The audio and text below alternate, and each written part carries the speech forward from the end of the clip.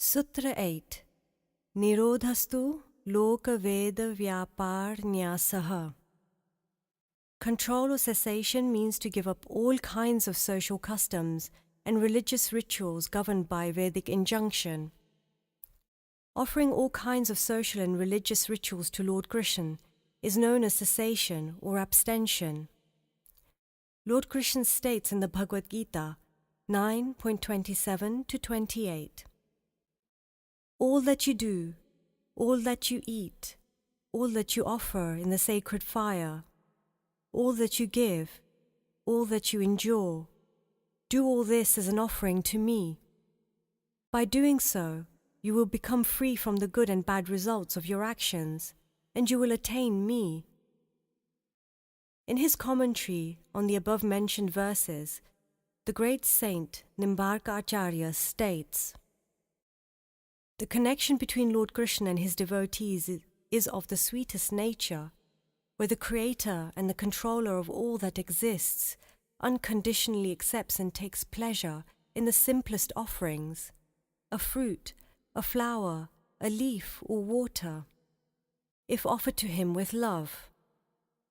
A devotee qualifies when he offers everything he performs in his daily life to Lord Krishna, such as the rites and rituals according to the scriptures, including each prayer and whatever he eats, surrendering himself completely to the Lord. The devotee understands that the Lord is the master of the entire creation and the only one who rewards the fruits of every single action performed in every lifetime, including the present.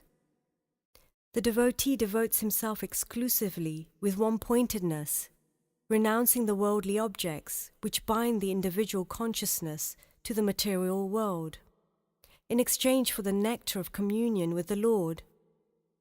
Thus, he achieves liberation from the fruits of his actions, both good and bad. Surrendering the rewards of such deeds negates the power of actions, which the material world is subjected to.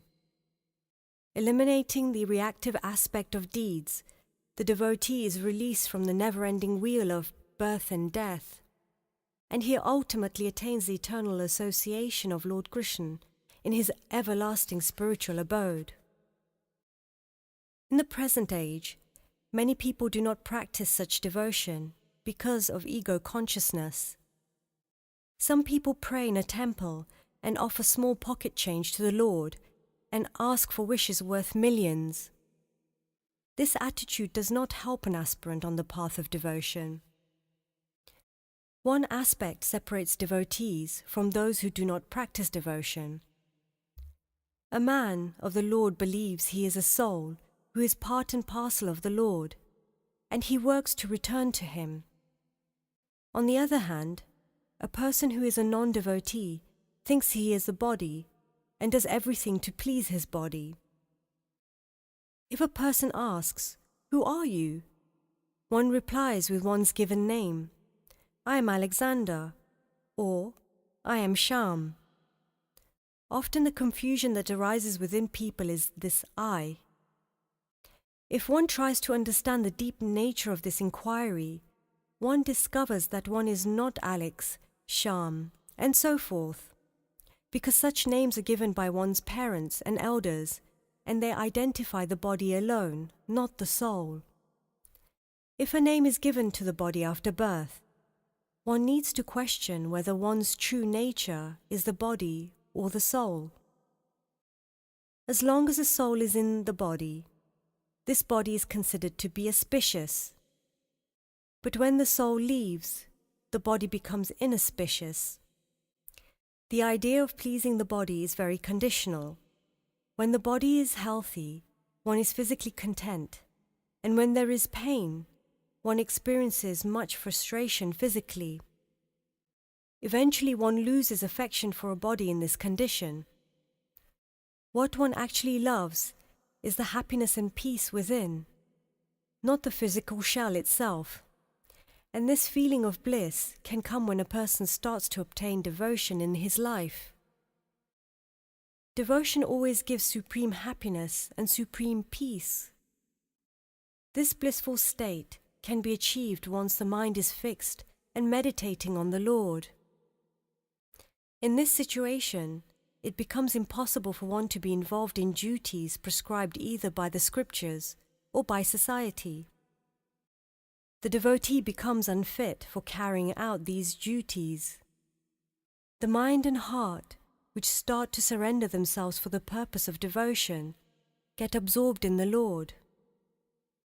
This can be understood through a simple story taken from a few verses in the Srimad Bhagavatam 10.29. Lord Krishna played his flute, and the gopis immediately left what they were doing in order to meet him.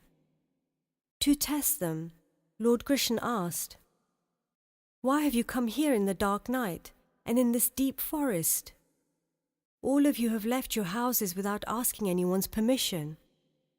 Society will criticize you and find fault with you. You should have remained loyal and engaged in household duties. Instead, you have neglected your duties as faithful women, which is condemnable. Also, in this deep forest, there are so many wild animals. It will be dangerous for you to stay here. So go back and keep yourselves engaged in your duties." The gopis replied, "Our minds and actions were fully engaged in our household duties. But since you, the only goal of our soul, stole our minds, our hands have lost their power to do chores, and our feet have lost the ability to move. Therefore, how shall we return now? What shall we do there if we go back?" In simple terms, when a person comes to the stage of pure devotion, he knows that he does not belong to anyone other than the Lord.